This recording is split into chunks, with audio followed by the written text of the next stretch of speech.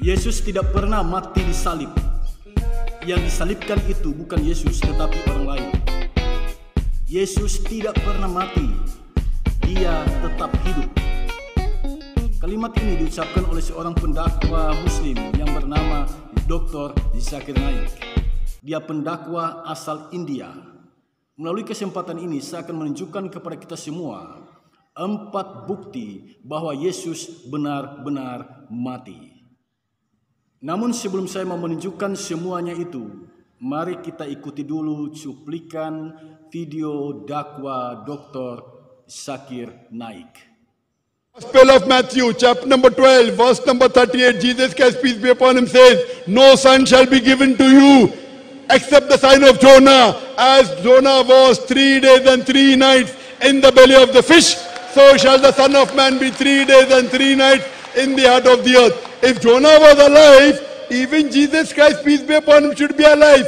If he's dead, that means he didn't fulfill the prophecy in the Bible. He was dead. He never claimed that he was dead. You are thinking wrong. So according to the Bible, Jesus Christ, peace be upon him, fulfilled the sign of Jonah. He was put on the cross, but he did not die on the cross. Same thing as the Quran says, "Wama qataluhu wama salabuhu." They killed him not, neither did they crucify him. It was only made to appear so. Appear so. Okay. Okay, so do you believe Okay. Jesus wasn't crucified? According to the Bible, forget the Quran. Do you believe Jesus Yesus Christ, peace meninggal be di upon tiang him, salib. was not crucified? Do you believe? If you don't believe, then what's Mati. the use of talking to you? Mati di tiang salib. Yeah, he is dead in the cross. Where does the Bible say? Thing is, Jesus Christ, peace be upon him, even according to the Bible, he did not die on the cross. He was not crucified. So who told you he was crucified? Who told you? And according to the Quran, Jesus Christ, peace be upon him, was not crucified. He was not killed. Kalau ada peristiwa penyaliban, siapakah yang tersalib itu? If there was crucifixion, who was crucified?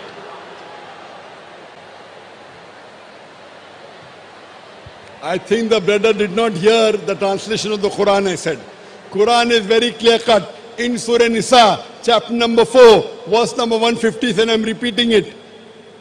وَقَوْلِهِمْ إِنَّ الْقَتَلْنَا الْمَسِيحُ عِيسَى ابْنُ مَرْيَمَ. They said in both the Jews, we killed Jesus the son of Mary. وَمَا قَتَلُوهُ وَمَا صَلَبُوهُ. They killed him not, neither did they crucify him. It was only made to appear so. All those who differ are full of doubts, illa zan, with only conjectures to follow. For a yaqina they killed him not. That means the Quran is very explicit. They did not kill him, neither did they crucify him. It was made to appear so. Who was crucified? I am not bothered in knowing. When Quran says, I should not be bothered, why should I be bothered? Whoever was crucified, I don't know. Why should I be bothered? Okay. I'm bothered about Jesus Christ, peace be upon him. When the Quran says Jesus wasn't crucified, peace be upon him. When the Bible says he was not. If somebody else was, why should I be bothered? The Quran is very clear. All those who differ are full of doubt. I don't want to waste my time in doing research. Who was crucified? Was he or was he not? Pesan dari tanda Yunus adalah 3 hari 3 malam Yunus berada di dalam perut ikan. Sesudah itu dia keluar dari sana dan dia memberitakan Injil kepada orang di kota Nineve dan banyak orang yang bertobat setelah mereka mendengar pemberitaan Nabi Yunus. Nah, Yesus mengatakan ini, tanda ini mengandung pesan kepada kita bahwa 3 hari 3 malam dia berada di dalam kubur. Setelah itu dia keluar dan memberitakan kepada semua orang tentang kuasanya yang dapat mengalahkan kematian itu. Dr. Zakir Naik menafsirkan lain. Sebagaimana Yunus hidup 3 hari 3 malam dalam perut ikan dan dia tetap hidup, demikian halnya Yesus di dalam kubur 3 hari 3 malam, dia tetap hidup. Benarkah tafsiran dari Dr. Zakir Naik ini? Mari kita uji, kita lihat kebenarannya dengan melihat ayat-ayat yang lain dalam kitab Injil Matius. Agar kita berada dalam satu alur berpikir yang utuh, saya akan membingkainya dalam 4 bukti bahwa Yesus benar-benar mati. Bukti yang pertama, Yesus sendiri mengatakan bahwa Dia akan disalib, dibunuh, dan pada hari yang ketiga Dia akan dibangkitkan. Di mana bagian Alkitab yang mengatakan tentang hal itu? Mari kita lihat dalam kitab Injil Matius pasal 17 ayat 22 sampai ayat yang ke-23. Saya akan bacakan bagi kita semua. Pada waktu Yesus dan murid-muridnya bersama-sama di Galilea, Ia berkata kepada mereka, Anak Manusia akan diserahkan ke dalam tangan manusia, dan mereka akan membunuh Dia, dan pada hari ketiga Ia akan dibangkitkan. Maka hati murid-muridnya itu pun sedih sekali. Nah, dari 2 ayat ini, Yesus menegaskan bahwa Dia akan dibunuh. Dia akan dibunuh. Nah, kemudian pada hari yang ketiga Dia akan dibangkitkan. Karena Dia akan dibunuh, maka murid-muridnya menjadi sedih. Ini yang pertama, Matius 17 ayat 22 sampai ayat yang ke-23. Yang kedua, Yesus sendiri mengatakan dalam Matius 20 ayat 18 sampai ayat yang ke-19. Di sini ditegaskan, sekarang kita pergi ke Yerusalem dan Anak Manusia akan diserahkan kepada imam-imam kepala dan ahli-ahli Taurat, dan mereka akan menjatuhi Dia hukuman mati. Yesus dijatuhi hukuman mati. Jadi Yesus benar-benar mati. Kemudian ayat 19, dan mereka akan menyerahkan Dia kepada bangsa-bangsa yang tidak mengenal Allah, supaya Ia diolok-olokkan, disesah, dan disalibkan. Disalibkan. Dan pada hari ketiga Ia akan dibangkitkan. Ini omongan Yesus sendiri. Ini perkataan Yesus sendiri. Yesus mengatakan bahwa Dia akan disalibkan. Berarti Dia benar-benar mati. Tetapi pada hari yang ketiga Dia dibangkitkan. Yang ketiga, dalam kitab Injil Matius pasal 26 ayat 1. Matius 26 ayat 1. Setelah Yesus selesai dengan segala pengajarannya itu, berkatalah Ia kepada murid-muridnya, ayat 2, kamu tahu bahwa 2 hari lagi akan dirayakan Paskah, maka Anak Manusia akan diserahkan untuk disalibkan. Nah, sekarang Dr. Zakir Naik perhadapkan apa yang diucapkan oleh Yesus ini dengan apa yang Anda kutip dari Matius pasal 12 ayat 39 dan ayat yang ke-40. Yesus berada di rahim bumi. Janganlah dipahami bahwa di situ Dia hidup. Tidak. Karena dari perkataan Yesus kita mendapatkan sebuah kesimpulan bahwa Yesus menjalani hukuman mati. Dia disalibkan, kemudian pada hari yang ketiga Dia dibangkitkan. Bukti yang kedua yang menyatakan Yesus benar-benar mati adalah para saksi kematiannya. Yang pertama, Pilatus. Dalam Matius pasal 27 ayat 26 disebutkan, lalu Ia membebaskan Barabas bagi mereka, tetapi Yesus disesanya lalu diserahkannya untuk disalibkan. Saksi mata yang kedua adalah Simon dari Kirene. Hal itu bisa kita baca dalam Matius pasal 27 ayat 32, demikian bunyinya. Ketika mereka berjalan keluar kota, mereka berjumpa dengan seorang dari Kirene yang bernama Simon. Orang itu mereka paksa untuk memikul salib Yesus. Yang ketiga, kepala pasukan dalam Matius 27 ayat 54. Disebutkan di sini kepala pasukan dan prajurit-prajuritnya yang menjaga Yesus menjadi sangat takut ketika mereka melihat gempa bumi dan apa yang telah terjadi, lalu berkata, sungguh Ia ini adalah Anak Allah. Kepala pasukan menyaksikan kematian Yesus dan tiba pada kesaksiannya, sungguh ia ini adalah anak Allah. Saksi yang keempat bukan cuma 1, 2, 3, 4. Ada banyak orang yang menyaksikan Yesus benar-benar disalibkan.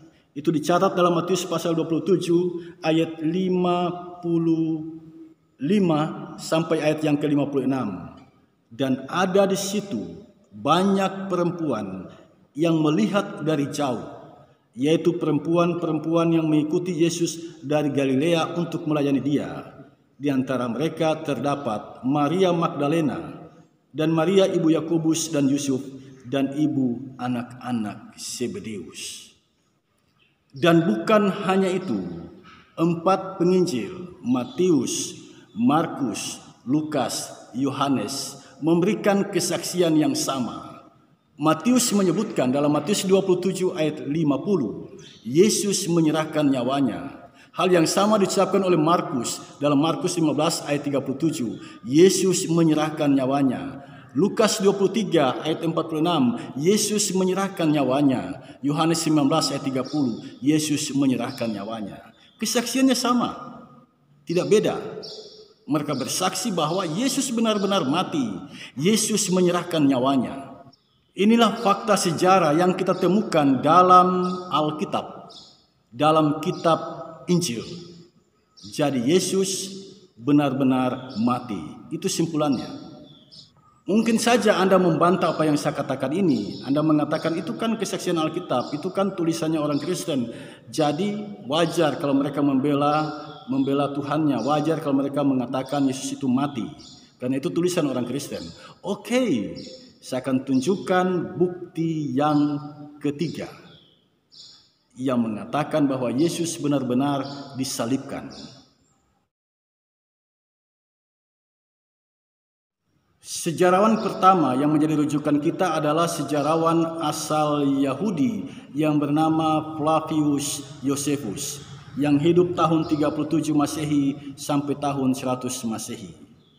Flavius Josephus menulis Pilatus telah menghukumnya di kayu salib.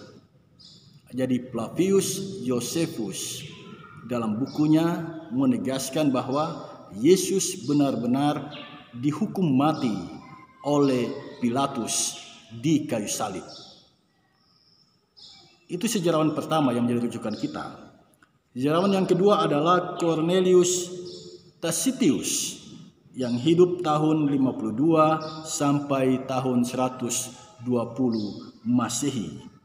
Dalam bukunya The Annals yang diterbitkan tahun 116 Masehi, dia menulis seperti ini. Kristus yang menjadi pendiri kepercayaan Kristen telah dihukum mati oleh Pontius Pilatus, wali negeri Yudea di bawah pemerintahan Tiberius. Jadi baik Flavius maupun Tacitus, keduanya mencatat hal yang sama, bahwa Yesus benar-benar dihukum mati, disalibkan oleh Pilatus. Sejarawan yang ketiga, Lucianus dari Samosata, dia menyebut Yesus orang yang disalibkan di Palestina. Semuanya itu dia tulis dalam bukunya De Passing Peregrinus. Bagaimana Pak Dr. Zakir Naik? Bukti sejarah saya sudah tunjukkan kepadamu bahwa Yesus benar-benar disalibkan. Jadi jika Anda mengatakan bukan Yesus yang disalib itu, orang lain, siapa yang bersaksi tentang hal itu?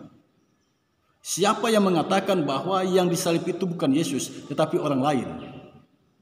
Kitab Injil Matius ditulis lebih awal. Sebelum tahun 65 Masehi, kitab Injil Matius sudah ditulis. Al-Quran belum ada, belum ditulis. Al-Quran nanti ditulis di abad ke-7. Abad pertama kitab Injil Matius sudah ditulis. Al-Quran nanti ditulis pada abad yang ke-7. Anda mau percaya yang mana? Sumber tulisan yang dekat dengan peristiwa penyaliban Yesus adalah kitab Injil Matius. Kalau Al-Quran itu sudah jauh sekali nanti pada abad yang ke-7.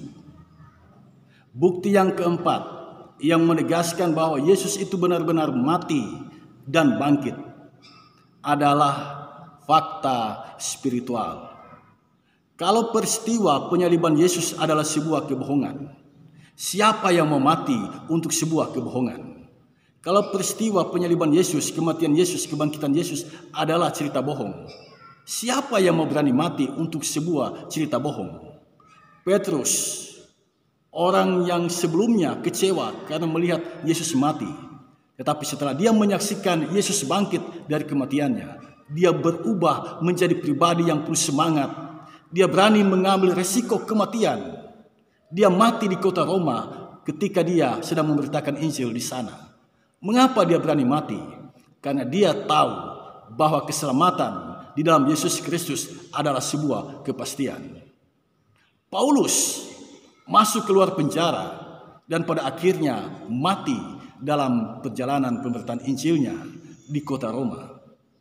Dia juga berani mengambil resiko mati, masuk keluar penjara demi kebenaran yang dia yakini bahwa Yesus itu telah mati dan bangkit demi keselamatan manusia. Kalau berita kematian Yesus dan kebangkitan Yesus adalah sebuah kebohongan, untuk apa? Untuk apa Paulus harus mengorbankan nyawanya? Yakobus rela dipenggal kepalanya di kota Yerusalem demi mempertahankan kesaksian bahwa Yesus itu benar-benar telah mati dan bangkit dari kematiannya. Sampai di sini jelas bagi kita bahwa Yesus benar-benar mati. Yesus sendiri yang mengatakannya bahwa dia akan menjalani hukuman mati. Para saksi mengatakannya, menyaksikannya bahwa Yesus benar-benar mati.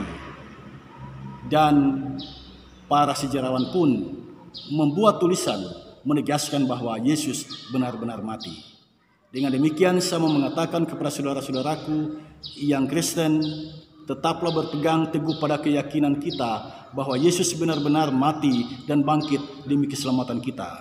Dan bagi saudara-saudaraku yang beragama Muslim, tetaplah kalian dalam keyakinan kalian memegang surat Nisa 4 ayat 157.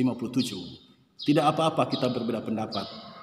Yang pasti kita adalah satu komunitas bangsa Indonesia. Perbedaan janganlah membuat kita saling membenci, tetapi biarlah perbedaan itu kita hargai, kita hormati, menjadi keyakinan masing-masing individu, hak asasi masing-masing individu. Inilah yang menjadi pertanggungjawaban kami. Kami meyakini Yesus benar-benar mati karena Yesus sendiri yang mengatakannya. Ada para saksi, ada sejarawan yang menulisnya, dan ada fakta orang-orang yang berani mati demi membela kebenaran bahwa Yesus benar-benar menjalani penyaliban, mati, dan bangkit kembali.